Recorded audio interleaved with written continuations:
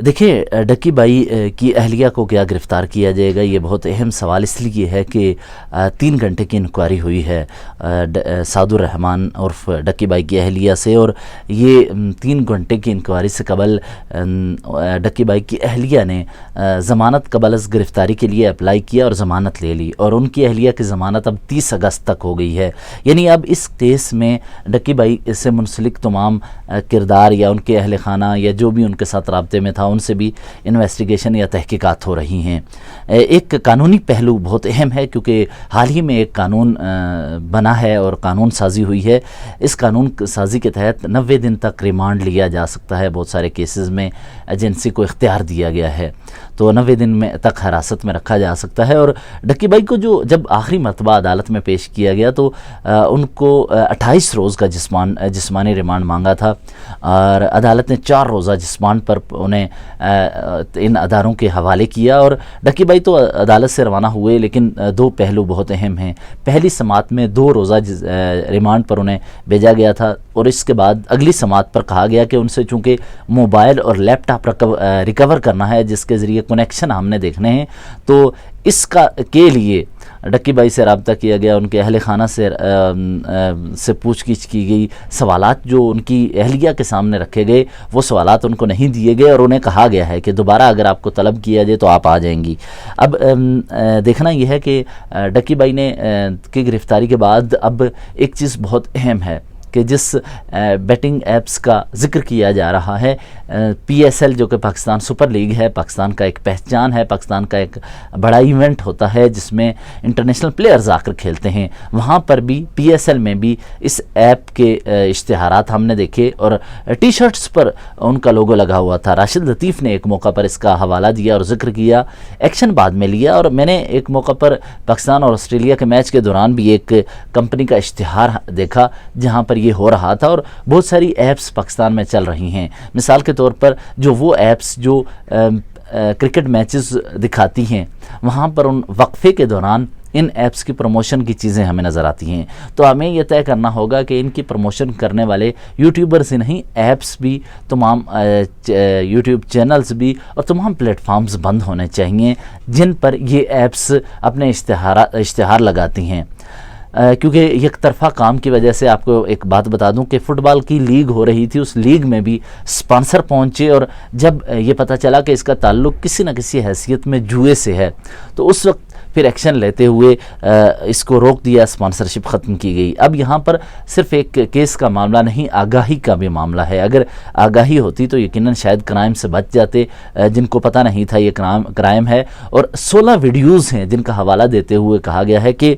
इन 16 videos में इस betting app की प्रमोशन के लिए काम किया गया है या वीडियोस बनाई हैं। दूसरी जानिब एक जिस वीडियो का हवाला दिया गया है, कहा गया है कि ये IPL की कलकत्ता नाइट राइडर जो कि शाहरुख खान की टीम है उसकी के साथ मुंसलिक ये वीडियो है। चूँकि वहाँ पर IPL में के मैचेस का पाकिस्तानी यूट्यूबर्स के साथ क्या ताल्लुक़, तो इसको बुनियाद बनाकर आगे बढ़ा जा रहा है। अब पीका एक्ट के तहत इंक्वायरी FIR दर्ज की गई और FIR एस्टेब्लिश की गई और इंक्वायरी हो रही है, और बताया ये जा रहा है कि इनका जो स्टेटस है कि इससे कबल भी उनसे तहकीकात हो रही थी। डक्की बाई से कबल चाइना गए थे, चाइना से वापस पाकिस्तान आए, और ये चंद दिनों कबल की बात है। यानी उन्हें जब लाहौर से एयरपोर्ट से गिरफ़्तार किया, वो दुबई जा रहे थे, और लाहौर एयरपोर्ट पर उन्हें बताया कि आपका नाम इस फहरिस्त में शामिल किया गया है जहाँ पर आपको बाहर जाने की इजाज़त नहीं है। और मतलब ये कि जब चंद दिन कबल वो चाइना गए थे उस वक्त उनका नाम शामिल नहीं था, और इसी दौरान गुज़श्ता 15-20 दिन में उनका नाम शामिल हुआ है जब उन्हें लाहौर से एयरपोर्ट से गिरफ़्तार किया गया, हिरासत में लिया गया। ये चंद दिन का खेल है, लेकिन सबसे अहम ये कि बेटिंग ऐप्स की वेबसाइट्स को उनके वकील की जानिब से क्लेम किया गया है कि चंद रोज़ कबल ही बंद किया है। यानी यूँ समझें कि अगर क्राइम इस चीज़ से हो रहा था तो पहले FIA एक्शन करती, मुख्तलिफ इंस्टीट्यूशन एक्शन करते, और इन ऐप्स को की वेबसाइट को जो जुए की प्रमोशन के लिए काम करती हैं उनको बंद किया जाता। लेकिन एक शख्स को गिरफ़्तार किया, उधर से जो हवाले निकले, तो फिर कहा गया कि हाँ ہاں اس کی بنیاد جس ایپ سے جڑی ہے اس ایپ کو اب ہم بند کرتے ہیں. جب ایپ کھلی ہوگی، لوگوں کی آسانی سے ایکسیس ہوگی، تو اس کی بنیاد پر پھر لوگ اس کو استعمال بھی کریں گے. کیونکہ آپ خود دیکھیں ملک کے اندر اس وقت روزی روٹی کا کتنے مسائل ہیں، مہنگائی ہے، لوگوں کو روزگار نوجوانوں کو نہیں مل رہا، تو وہ شارٹ کٹ ڈھونڈتے ہیں روزگار کے لیے. ہاں یہ بات درست ہے کہ یہ کرائم نہیں کرنا چاہیے، ان چیزوں سے روزگار نہیں اپنانا چاہیے، لیکن جب کوئی واضح پالیسی نہ ہو، ابہام ہو، کلیئرٹی نہ ہو. کیونکہ آپ خود دیکھیں کہ اسلام آباد میں بہت ساری ہاؤسنگ سوسائٹی، راولپنڈی میں اور پنجاب سمیت ملک بھر میں ان کی وہ لیگل ہاؤسنگ سوسائٹی نہیں ہوتی. وہ یوٹیوبرز، کرکٹرز اور سٹارز کو انوالو کرتی ہیں اور کہتی ہیں کہ ہماری سوسائٹی کی پروموشن کے لیے ہم آپ کو 1 کروڑ روپے دے رہے ہیں، آپ آئیں اور اشتہار بنائیں. اور وہ تو اشتہار میں شامل ہو جاتے ہیں، وہ کہتے ہیں کہ میں بھی یہاں پلاٹ لے رہا ہوں، آپ بھی آئیے، عوام کے لیے ویڈیو بنا دیتے ہیں. لیکن بیسیکلی اب کنٹینٹ کریٹرز، انفلوئنسر، ہم صحافیوں کو سب کو سمجھنا چاہیے کہ کسی بھی بارے میں کام کرنا، رائے دینا، یا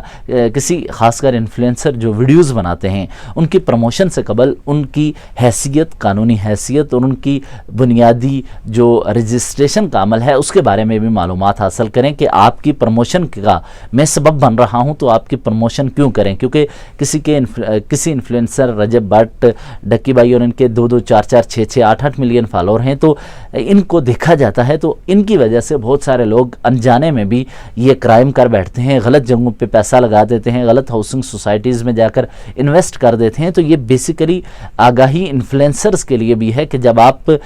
پیسے کمانے کی دوڑ میں شامل ہیں تو اس دوران جس ایپ یا جس پروجیکٹ کے لیے آپ کام کر رہے ہیں اس پروجیکٹ کے بارے میں معلومات بھی حاصل کرنا آپ کی ذمہ داری ہے، ورنہ آپ خود کو پھنسانے کے علاوہ عوام کے لیے بھی مصیبت کا سبب بنیں گے. تو یہ بہت اہم نکات ہیں. آپ دیکھتے ہیں کہ کیونکہ اس کیس میں 7 سال کی سزا بھی ہے اور عدالتی نظیر ایسے نہیں. پیک کا حال ہی میں قانون سازی ہوئی جس میں ہم نے بہت زیادہ آواز اٹھائی تھی کہ صحافیوں کی زبان بندی ہوگی، لیکن